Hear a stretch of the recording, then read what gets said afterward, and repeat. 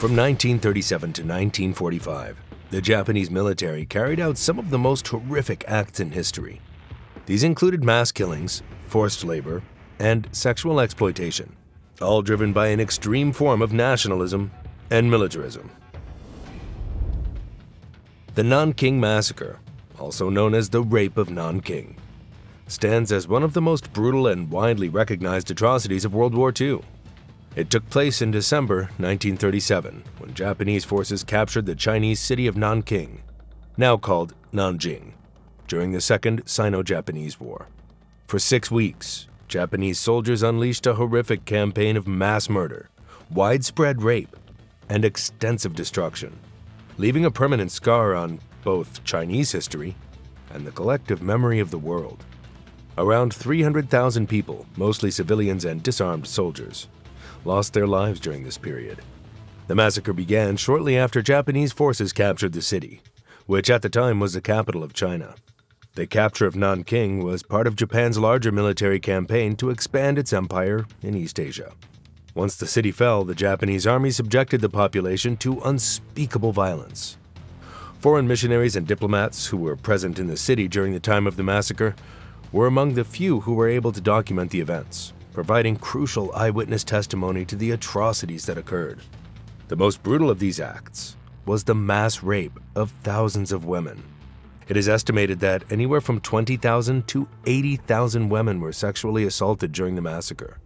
Many of these women were murdered afterwards to prevent them from reporting the crimes, while others were left to die from the violence inflicted upon them. In addition to sexual violence, countless families were torn apart, with children and elderly also being brutally murdered. The methods of execution were not limited to traditional military violence. Japanese soldiers engaged in cruel and humiliating acts, such as using Chinese civilians and prisoners of war for bayonet practice, or decapitating victims for sport. Despite the scale of the massacre, the Japanese military leadership either condoned or ignored these acts of violence. There was no effort to stop the atrocities or hold the soldiers accountable for their actions. But this is not all. In the occupied region of Manchuria, China, Japan established one of the most horrifying and secretive military units, known as Unit 731. This unit, led by General Shiroishi, was responsible for some of the most brutal and inhumane medical experiments in history. The goal of Unit 731 was to develop biological and chemical weapons, but the methods they used were shockingly cruel, and the victims were often innocent civilians or prisoners of war. Thousands of men, women, and children, most of whom were Chinese civilians, Soviet prisoners, and other captives, became subjects of the unit's experiments. One of the most gruesome practices involved vivisection, which is the dissection of live human beings without anesthesia. This was done to study the effects of various diseases and injuries on the human body. Victims were often strapped down while still alive, their organs removed or studied as they screamed in pain. Many of the victims were left to die slowly from infections and trauma caused by these horrific procedures. In addition to vivisection, the unit conducted deliberate infections of the subjects with deadly diseases, including anthrax, cholera, typhoid, and the bubonic plague. The purpose of these experiments was to develop biological weapons that could be used in warfare. These diseases were intentionally spread to the local Chinese population through contaminated food and water, leading to devastating outbreaks. The attacks on Chinese villages were particularly cruel. Hundreds of innocent people suffered and died from these engineered plagues. Unit 731 also carried out experiments that involved exposure to extreme conditions, such as freezing temperatures. They subjected people to these harsh environments in order to study the effects of frostbite. Captives were often placed in freezing water or left outside in frigid temperatures where their limbs would freeze and eventually just fall off. These human experiments were carried out with the full support of Japan's military leadership, and many high-ranking officials were involved in the operations. When Japan's defeat in World War II became clear in 1945, the truth about Unit 731's activities began to surface. However, despite the horrific nature of the crimes committed, the individuals involved in these experiments were not brought to justice. In fact, many of those responsible for the atrocities, including General Ishii, escaped punishment. The Allied forces, in particular the United States, made a controversial decision to offer immunity to those involved in Unit 731 in exchange for their research data. This deal was made because the U.S. military believed the data could be valuable for developing biological warfare programs of their own during the early days of the Cold War. As a result, many of the doctors and military personnel from Unit 731 were allowed to live without facing any legal consequences for their actions. This lack of accountability led to a dark chapter in history being largely hidden for many years. It wasn't until decades later that more information began to come to light, largely thanks to the efforts of historians, journalists, and former members of the unit who revealed the true scope of the crimes. Another form of systematic abuse was the comfort women. The term refers to the estimated 200,000 women who were forcibly taken or tricked into sexual slavery by the Japanese military during World War II. These women were primarily from Korea, China, and Southeast Asia, and they were used as sex slaves to serve as Japanese soldiers. They were held in comfort stations, which were essentially military brothels where they endured repeated sexual abuse, often under violent and inhumane conditions. The women were often deceived or forcibly taken from their homes. Some were promised jobs as maids or factory workers, while others were kidnapped or coerced into this horrific system. They were subjected to daily sexual violence and forced to serve as soldiers at any time, regardless of their own health or well-being. The women were often isolated, kept under constant guard, and lived in constant fear for their lives. Many were beaten, starved, and subjected to various forms of humiliation. In the 1990s, the issue gained international attention after survivors began to come forward with their stories. Many survivors and activists began to demand justice, including formal apologies from the Japanese government and compensation for the survivors. Despite these efforts, Japan's response has been inconsistent. While there have been some formal apologies from individual leaders, such as in 1993 when the Japanese government issued the Kono Statement, which acknowledged the suffering of comfort women, many survivors feel that these apologies were insufficient. Japan's military expansion across Asia and the Pacific led to the widespread exploitation of civilians and prisoners of war, forcing millions of people into labor to support the country's war effort. People taken for forced labor were often separated from their families and homes. Many were transported in overcrowded conditions, often in trains or ships with little food or water, and arrived at their destinations in very poor health. Once there, they faced long working hours, harsh physical abuse, and inadequate rest. The work they were forced to do was dangerous, and they had little protection from accidents or illness. Many of the workers were malnourished and suffered from diseases such as dysentery, malaria, and tuberculosis, which spread quickly in crowded, unsanitary conditions. The harshest conditions were often found in the mines and factories that were essential to Japan's war production. Workers in these areas faced extreme physical demands and long hours, with little regard for their safety or well-being. Many of these laborers were forced to work without adequate clothing or tools, and their health quickly deteriorated. One of the most infamous examples of forced labor during this time was the construction of the Burma-Thailand Railway, often referred to as the Death Railway. This railway was built to supply Japan's military forces in Burma, now Myanmar, and to provide a strategic transport route. However, the construction of this railway became one of the most brutal episodes of forced labor during the war. About 60,000 Allied POWs, soldiers from Britain, Australia, the United States, and other countries, and tens of thousands of Asian laborers from countries like Thailand, Burma, and Malaysia were forced to work on this railway. The conditions faced by those working on the railway were extreme. The workers were subjected to physical abuse by Japanese guards, and they were often malnourished or given little food, which led to weakened immune systems and increased vulnerability to diseases. The work itself was grueling, with workers forced to clear dense jungles, dig through difficult terrain, and build bridges and tunnels in harsh environments, all while enduring scorching heat and constant physical punishment. Those who fell ill or were too weak to continue were often executed or left to die from their illnesses.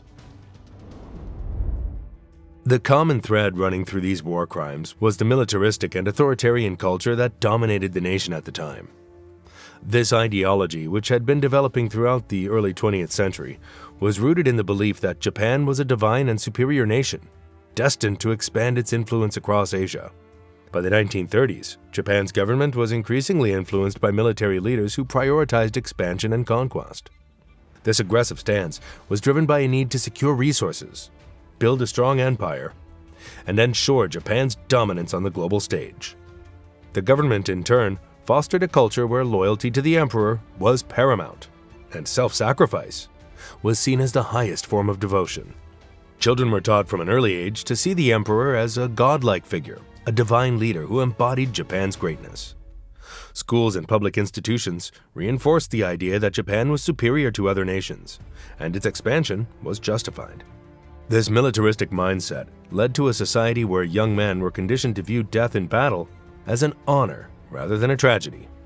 Loyalty to the emperor and country came before everything, including personal life and family. This ideology led to the emergence of the kamikaze program. As Japan's war efforts continued, the situation on the battlefield began to shift dramatically. By 1944, the tide of the war was clearly turning against Japan. The Allied forces had successfully captured key territories, including Saipan, Guam, and the Philippines, which significantly weakened Japan's strategic position in the Pacific. These losses were a major blow to Japan's military strength, and the country's leadership understood that an Allied invasion of the Japanese mainland was becoming inevitable. Japan's ability to defend itself was rapidly dwindling, and its military forces were no longer able to match the overwhelming naval and air power of the United States. Faced with this reality, Japan's military leaders resorted to more radical and desperate tactics. The kamikaze program was a tactic that involved pilots deliberately crashing their planes into enemy ships, essentially using the aircraft as flying bombs. This strategy represented a last-ditch effort to inflict significant damage on the Allies and slow the progress of their invasion. Vice Admiral Takejiro Onishi is often regarded as the mastermind behind the kamikaze strategy. During the Battle of Leyte Gulf in October 1944, he proposed the idea of using suicide attacks to target the U.S. Navy's most critical ships, such as aircraft carriers and battleships.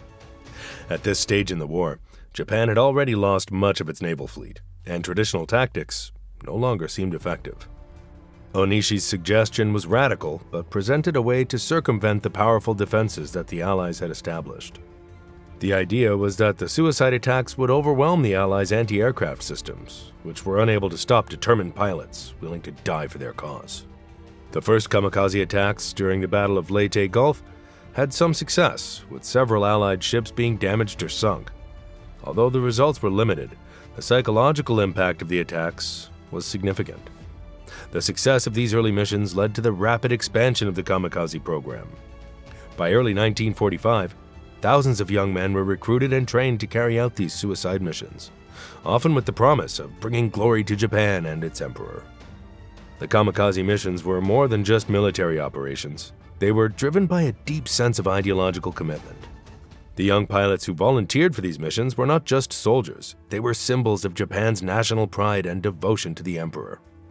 They were often barely out of their teens, some of them just students or civilians who had been called upon to fight.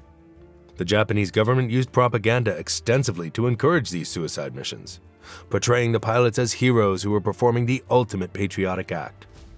The concept of dying for the emperor, for the honor of the nation, was deeply ingrained in Japanese culture, making it easier for Japan's leaders to convince young men to give up their lives for this cause.